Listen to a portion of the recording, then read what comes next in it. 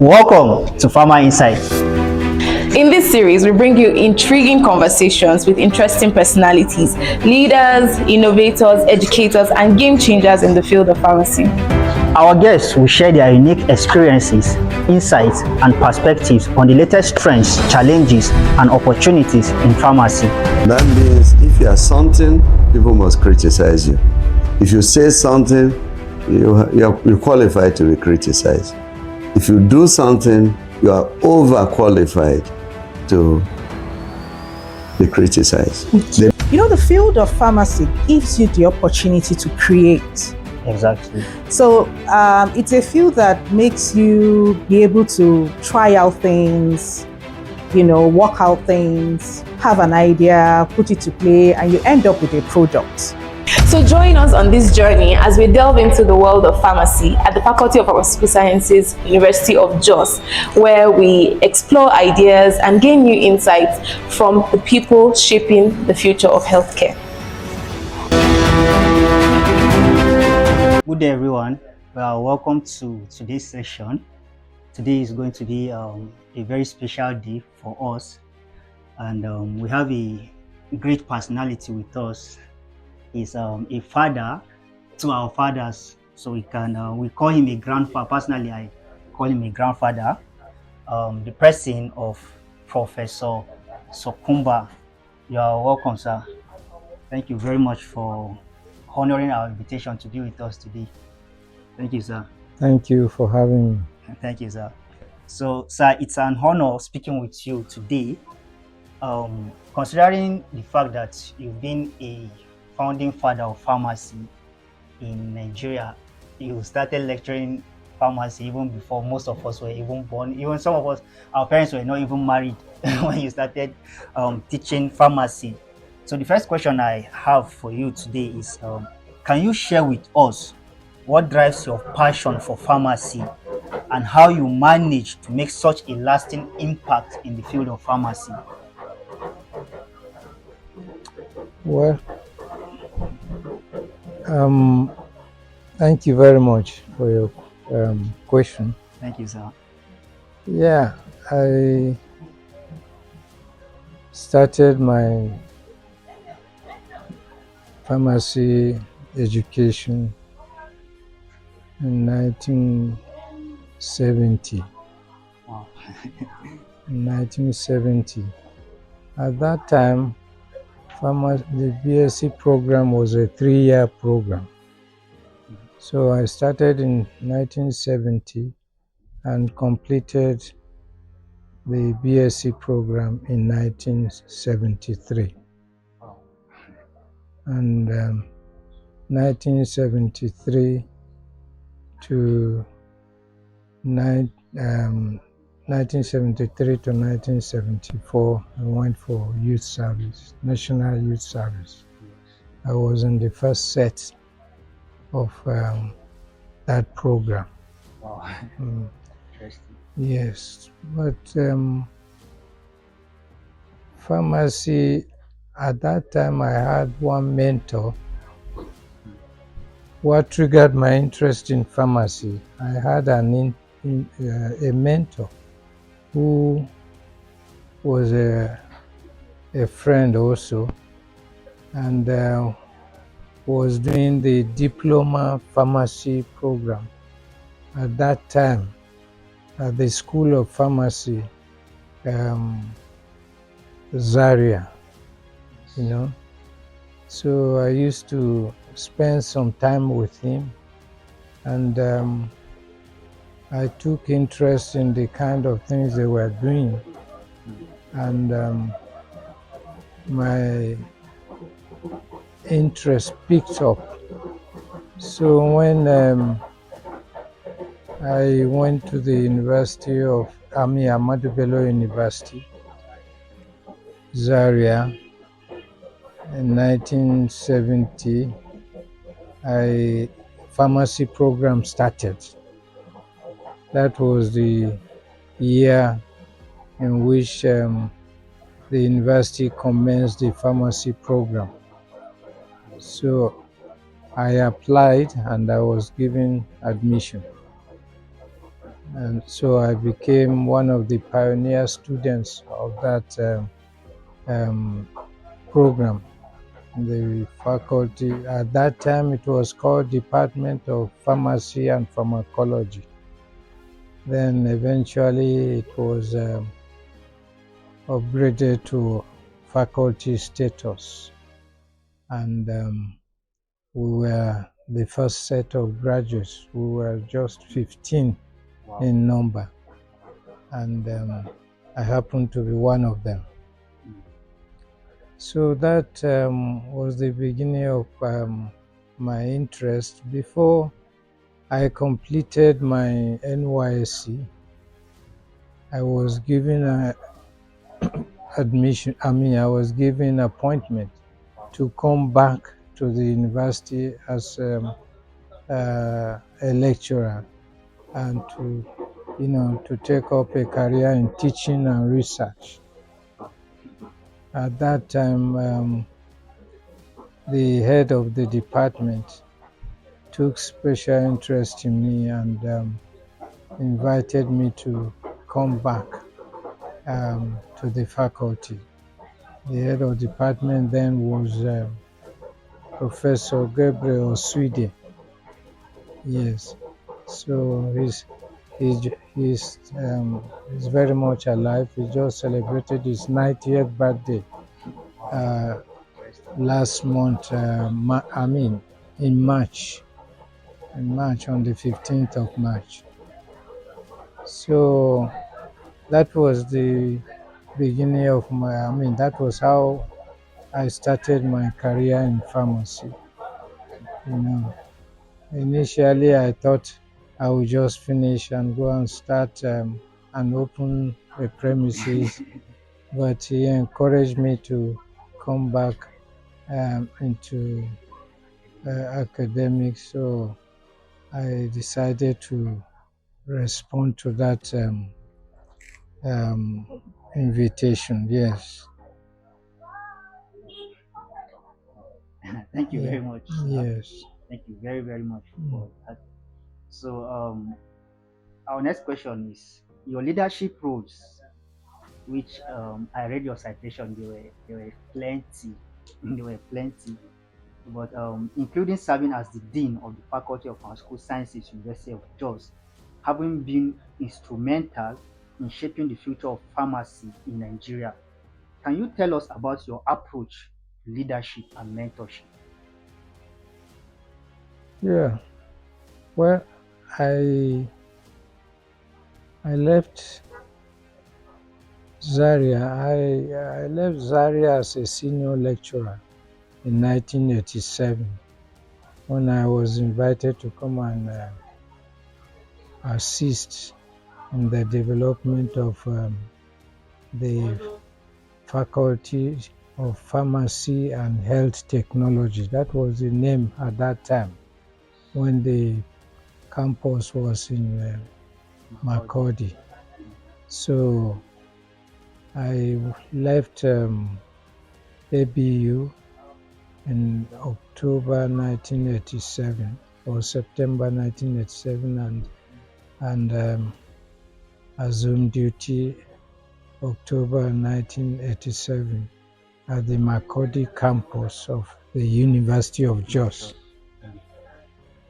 And I wasn't the first dean, but the first deans were, the first one was a Ghanaian, an expatriate. The second one was from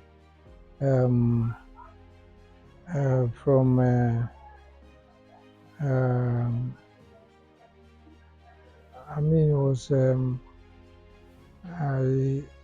I think from either Bulgaria or from one of these European countries. Wow. Yes. So they both left without securing accreditation for the faculty. So the students were unable to graduate. They even spent up to 7 years without graduation, without any hope of graduation, because the pharmacy board at that time had not visited to accredit the faculty. So when in 1988, the Makurdi campus of University of Jos was converted to University of Agriculture, and the new VC then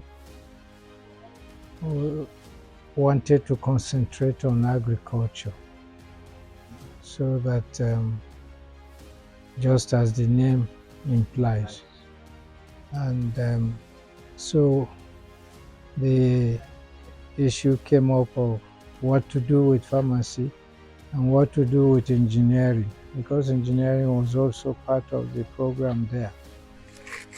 So many options were were put up, and eventually we were released to come to Jos.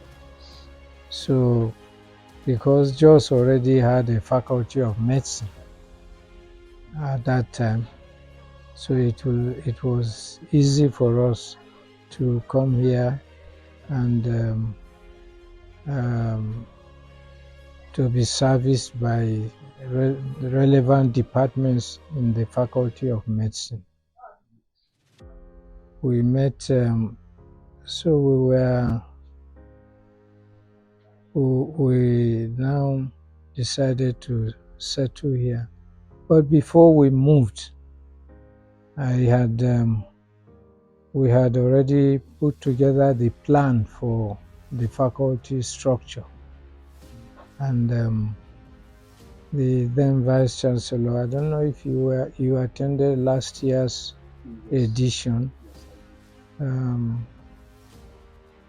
late Professor Onazi, I think it was just Providence that arranged that he should attend that ceremony to give the necessary historical background on the pharmacy program of the university, and he did it so well and in detail, which I believe is on record. So he was quite enthusiastic to have the pharmacy program come to Jos, and because of that, he initiated the process of erecting a befitting structure for pharmacy. So at the time we arrived, the structure was not ready, so we were accommodated in some of the prefab buildings in the Faculty of Natural Sciences. So we started from there, and eventually the present faculty structure was completed, and we moved in, and it became the envy of the other faculties in the university. But all that was due to the determination of Professor Onazi. That was what made it possible to have that structure put up. So the issue of leadership and mentorship. Well, leadership, when you're a leader, excuse me, when you're a leader, you have to find a way of encouraging the people you are leading so that they follow you. If you are leading and they are not following you, then you are not leading anybody, you are leading yourself alone. So in my view, to be an effective leader, you have to really provide that mentorship and relate with those you you are leading in a very cordial and friendly manner. Because nobody will want to follow a leader who is not willing to cooperate with the people he or she is leading. So one of the strategies is that one used at that time is to try and encourage as many people as one had known to come and join the faculty as teaching staff. And quite a number of them that I knew from ABU came across with me. People like Lauren Femi and also Professor Ochekwe, and quite a number of them accepted both teaching and technical staff, the technologists. I was able to get them to come to Jos, and I believe they accepted the invitation to come because of the relationship one had with them when I was in Zaria. So as a leader, you have to be open-minded and as much as possible be transparent with the people you are leading, so that they will continue to have confidence in your leadership and in what you are asking them to do. Yeah. Thank you very much for that, sir. Thank you very, very much. Yeah. So our next question is: your research and contributions to pharmacology have had a significant impact on the healthcare and policy in Nigeria.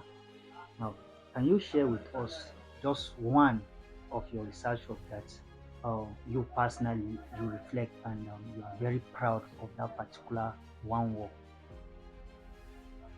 Yeah, well,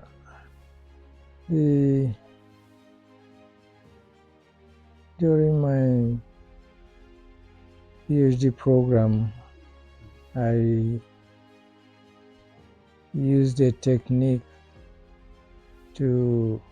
I studied behavioral. So I studied behavior of some drugs on experimental animals, and some of these were published in very reputable journals. So some of them were new techniques that people had not used extensively before, so we use such techniques with the equipment provided by the university for research, and those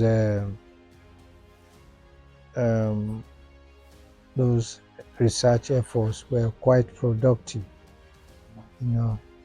so we were able to publish some publications, some papers on the outcome of the research. So I have my contributions. I have studied the effects of some drugs on behavior, and I have also done quite some work on herbal medicinal plants based on information gathered from local traditional healers uh, you know, we've studied the effects of some of these medicinal plants, especially those available within our localities. And we have investigated their pharmacological effects in various, using various experimental tools. And some of these have, yielded very interesting results to confirm the use of those plants in traditional medicine. Yes, so both my research efforts covered both behavioral effects and other pharmacological actions of Nigerian medicinal plants. You know, what we call based on it. What we call ethnopharmacology. Thank you very much for that, sir. We would like to take the last question, even though we wanted to actually ask a lot, but we don't have enough time. So the last question I would love to ask is, looking back as the founding father of pharmacy in Nigeria, what do you hope your legacy will be, and how do you want to be remembered for future generations to come? No, well, I wouldn't say I'm a founding father of pharmacy in Nigeria. Maybe in University of Jos, I can claim that, but I have people who taught me, so they are the founding fathers, and so I can't claim to be a founding father, but because I have people who also taught me, and they are the real founding fathers. We only apply the knowledge that that we acquired through them to do our own part, to justify the upbringing that we received from our own founding fathers. So, well, I want to be remembered for the little I've been able to do, especially the faculty here. At least the faculty has instituted this series of lectures to recognize the modest contribution one has been able to make. But as for the country in general, I don't want to claim the status of a founding father of pharmacy in Nigeria. I'm not. I contributed my little quota to various aspects of pharmacy. But that doesn't make me a founding father. Let me repeat it. You're one of the founding fathers. I'm not.